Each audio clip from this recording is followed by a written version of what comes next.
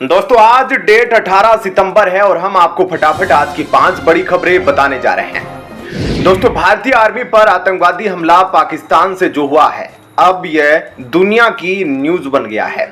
अब सभी मुस्लिम देश भी इस मुठभेड़ से खफा है कि आखिरकार पाकिस्तान कैसे मुसलमानों का नाम बदनाम कर रहा है। आपको बता दूं कि अब मुस्लिम देश भी भारत के पक्ष में बोलते नजर आ रहे हैं। आगे डिटेल में चर्चा करेंगे।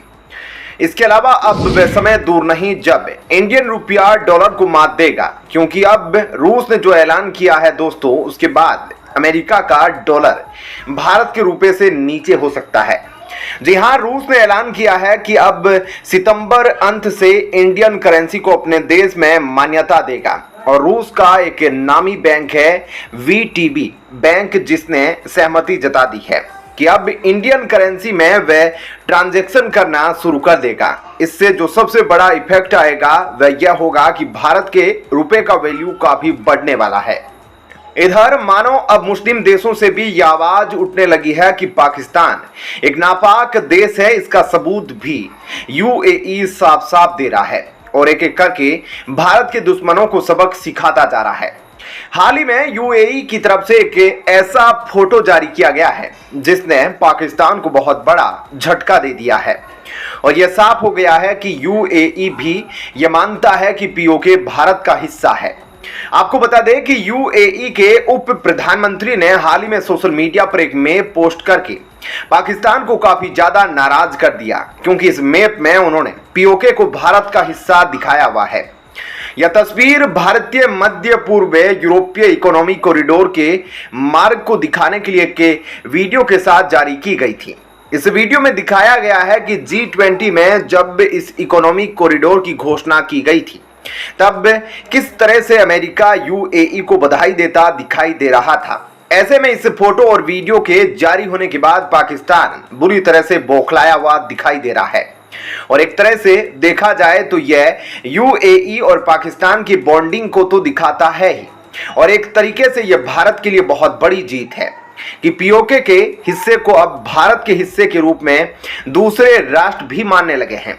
ऐसे में पाकिस्तान ने भी इस पर अपनी सहमति जता दी है और पाकिस्तान की तरफ से यह कहा गया है कि जो भारत का नक्शा जम्मू कश्मीर के पूरे राज्य को दर्शा रहा है, कानूनी रूप से अस्थिर और तथ्यात्मक रूप से बिल्कुल गलत है और पीओके को अंतर्राष्ट्रीय स्तर पर विवादित क्षेत्र माना गया है। ऐसे में यूएई को इस तरह के मैप जारी करने से बचना चाहिए, लेकिन यूएई को पाकिस्तान के बयान से कोई फर्क नहीं पड़ता, क्योंकि पाकिस्तान तो खुद बात बात पर यूएई से मदद मांगने चला जाता है। और जानकारी के लिए बता दें, अब तो भारत के कश्मीर में भी यूएई के व्यापारी जाकर अपना कारोबार स्थापित करने की तैयारी कर रहे हैं और वहां पर मॉल बना रहे हैं और यह मैप जारी करके यूएई ने पाकिस्तान को काफी कुछ कह दिया है। ऐसे में पाकिस्तान अब बुरी तरह से बौखला गया है। अगली खबर की तरफ चलते हैं। दोस्तों आपको बता दें कि अनंतनाग में भी अभी सेना और आतंकियों के बीच मुठभेड़ जारी है। इसी बीच सेना के अधिकारी, पुलिस और ऑफिसर द्वारा शुरू किए गए संयुक्त अभियान में घुसपैठ की कोशिशों को नाकाम कर दिया गया। सेना ने साफ साफ बोल दिया है कि आखिरकार कब तक गुफा में छुपकर रहोगे, आतंकवादियों जब निकलोगे तब ही ढेर करेंगे। और इसी मकसद से इंडियन आर्मी आगे बढ़कर हर एक आतंकवादी को ढेर करते जा रही है और इसकी टोटल जब काउंटिंग होगी तब तक कितने आतंकियों को ढेर किया गया है इंडियन आर्मी ने, वह काउंटिंग के बाद आपको मैं जरूर बताऊंगा। आपको बता दूं कि ये आतंकी जंगलों और पत्थरों को ढाल बनाकर उनके बीच में छुपे हुए हैं, लेकिन सेना फिर भी इन पर ड्रोन और रॉकेट लॉन्चर से लगातार बम बरसा रही है। अब सेना बस इंतजार में है, जैसे ही उनको सही मौका मिलता है तो वे तुरंत इस पहाड़ी पर जाकर इन सभी आतंकियों का उसी समय काम तमाम कर देंगे। ऐसे में अब सेना और आतंकियों के बीच चल रही मुठभेड़ खत्म होने की कगार पर है, क्योंकि अब सेना लगातार फायरिंग करने के साथ साथ पहाड़ी की तरफ बढ़ती जा रही है। पर माना जा रहा है कि इस जंगल में लगभग 5 और आतंकी छुपे हुए हो सकते हैं। ऐसे में सेना के जवान लगातार एक्शन में लगे हैं और लगातार वहां फायरिंग की जा रही है। सेना को पूरा विश्वास है कि ऑपरेशन जल्द ही खत्म हो जाएगा और जल्द ही सभी आतंकवादियों को ढेर कर दिया जाएगा। और बताया जा रहा है कि 2018 के बाद से लेकर अब तक यह सबसे भीषण मुठभेड़ मानी जा रही है। जानकारी के लिए बता दें कि अनंतनाग जैसे इलाके में इस तरह के ऑपरेशन को अंजाम देना काफी मुश्किल होता है और यहां ऐसी जगह है जहां पर आसानी से नहीं पहुंचा जा सकता।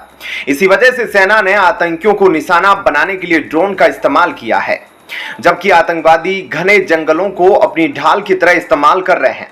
लेकिन अब सेना का हेलीकॉप्टर भी मैदान में उतर गया है और आसमान से आतंकवादियों के ठिकानों को पता लगाने की कोशिश की जा रही है। सेना का कहना है कि आतंकवादियों के खिलाफ वो लगातार इस तरह की कार्रवाई करते रहेंगे ताकि आतंकवाद को पूरी तरह से मिटाया जा सके। अगली खबर की तरफ चलते हैं। दोस्तों, आपको बता दें कि हाल ही में हुई G20 मीटिंग के दौरान जब जापानी प्रधानमंत्री ने पीएम मोदी के साथ डिफेंस के क्षेत्र में पार्टनरशिप को लेकर काफी बड़ी बातचीत की है, जिसके बाद अब जापान और भारत के बीच में हथियारों की सप्लाई, ट्रांसफर ऑफ टेक्नोलॉजी और ज्वाइंट मैन्युफैक्चरिंग को लेकर बातचीत की गई। और हम यहाँ एम्बिशियस एयरक्राफ्ट की बात कर रहे हैं, जो ऐसे विमान होते हैं जिन्हें जमीन और समुद्र दोनों जगह आसानी से लैंड कराया जा सकता है। ऐसे में अगर भारत को यह मिल गया तो भारत हिंद महासागर में अपनी पहुंच और मौजूदगी को काफी गुना बढ़ा सकेंगे। कोई जापान को इस तरह के एम्बिशियस एयरक्राफ्ट का अच्छा खासा एक्सपीरियंस है, लेकिन हथियार एक्सपोर्ट न करने की पॉलिसी की वजह से जापान भारत को हथियार सप्लाई नहीं कर सकता था। लेकिन अब इसमें बड़े बदलाव आ रहे हैं और ऐसा चीन के आक्रामक रवैये और अमेरिका की तरफ से सुरक्षा न दिए जाने की वजह से हो रहा है।